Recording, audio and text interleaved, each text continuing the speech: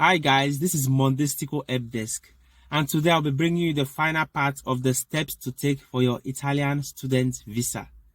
This step is actually the visa application preparation. The first one are the documents that have been legalized by the embassy. In these documents, you need to have one particular document issued by the embassy, which is the Dichiarazione di Valore in Loco. That document actually is written on top, Dichiarazione di Valore in Loco, which is the declaration of value, which shows that your documents are authentic and are okay to be used for studies in Italy. And then you also have the pre-enrollment authenticated and legalized by the embassy. The next one is the visa application form, which is supposed to be filled in capital or block letter. The next one is if you are not a citizen of Nigeria, or if you are not a citizen of the country in which you are applying from, you need to have a residence permit. And that residence permit is so important for you to prepare ahead of time to make things clear enough. The next one is the passport photographs. You need 2 white background passport photographs for your visa application and for visa use. And then you need your international passport colored copy, the data page. You need a colored copy of the data page. And then you need the original international passport, which is supposed to have at least 18 months duration from the time you are applying for the visa, and it's supposed to have also some empty pages for the visa sticker. You need to also have your health insurance. That health insurance is supposed to be covering all medical expenses of about 30,000 euros.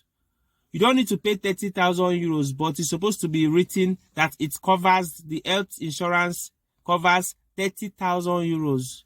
This health insurance is not expensive, depending on the health insurance. It depends on the health insurance that is accepted by the embassy. Your current and previous visas, if you have any visas that have been issued to you, account or your full scholarship. If you have a full scholarship that has already been granted to you, which actually has a confirmation that the scholarship has been granted, then that document is become an evidence of your sponsorship, which is enough without the need of your bank statement of account. But if you don't have a sponsorship, if you don't have a scholarship that has already been approved and issued to you, then you need to take note of the sponsorship needed.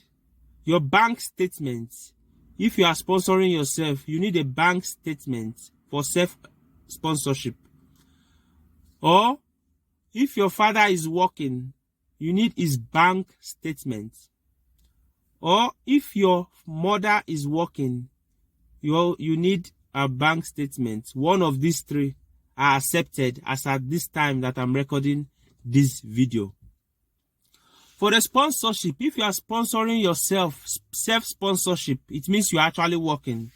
You need the last 6 months bank statement. Your last 6 months bank statement showing your employer depositing your salary monthly and regularly.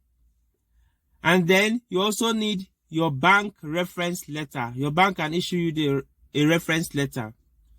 And then you need your letter of employment. This is so important. Your letter of employment and the income, the amount, which is your salary, has to be indicated on this letter of employment. And then you also need your last 6 months pay slips. The last 6 months pay slips are important.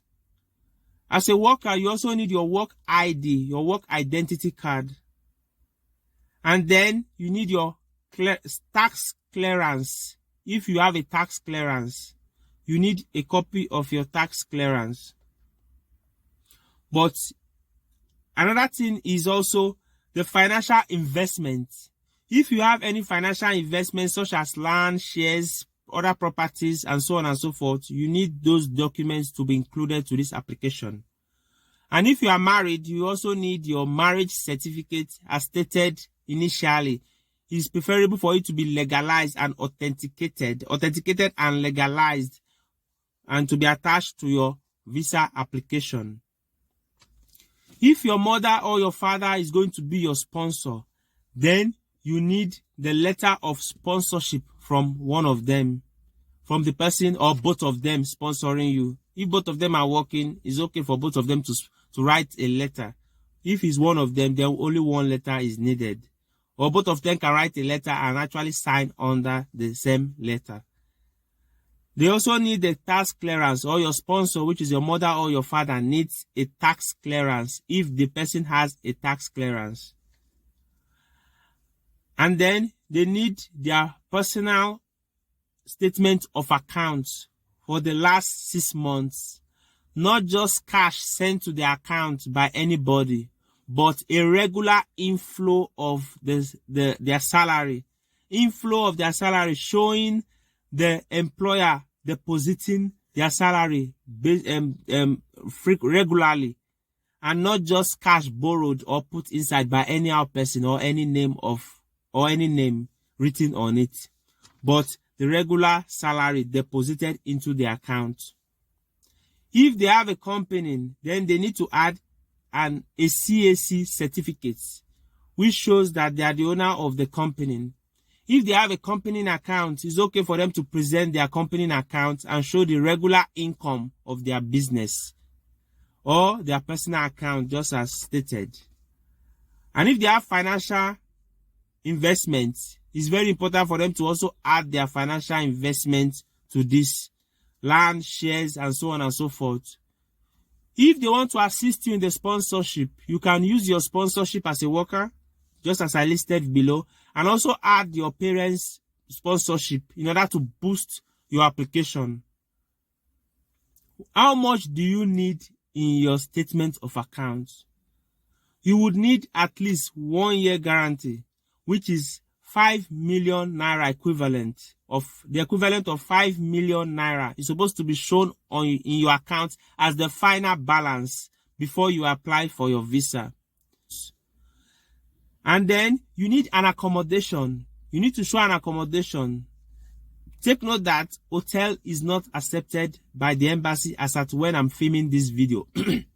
because as a student, it's very important for you to book a suitable accommodation for yourself, and you need an evidence of the suitable accommodation, which can be student hostel and so on and so forth, which is supposed to be prepared ahead of time. You also need a valid return ticket. It's so important for you to reserve your flight ticket, your return ticket. Even if you are spending 3 years, as the bachelor's degree is 3 years, or the master's degree is 2 years, or the PhD is 4 years, you need to also book your return ticket, which is actually a return ticket. It's just a book ticket, which shows that you are going and you are coming. You can actually put any date you like. Put the date you feel like you want to travel, and then any return date, maybe the next 6 months or the next 1 year, depends on what you see, what you're able to find for the return ticket. Then after you get your visa, you'll be able to book the real ticket that you want. Take note that this is just a reservation you'll be making for your visa application, not for you to pay for the actual ticket, but just a reservation for this application. Thank you for watching. Next time I'll be bringing you more other important tips, such as before you travel and after you get to Italy, what are the necessary things for you to do? If you want the regional scholarship, how to fill the application and what are the necessary documents and what are the steps to take to get the regional scholarship. Thank you for watching. Give me a like, give me a thumbs up, and I'll be seeing you in the next one.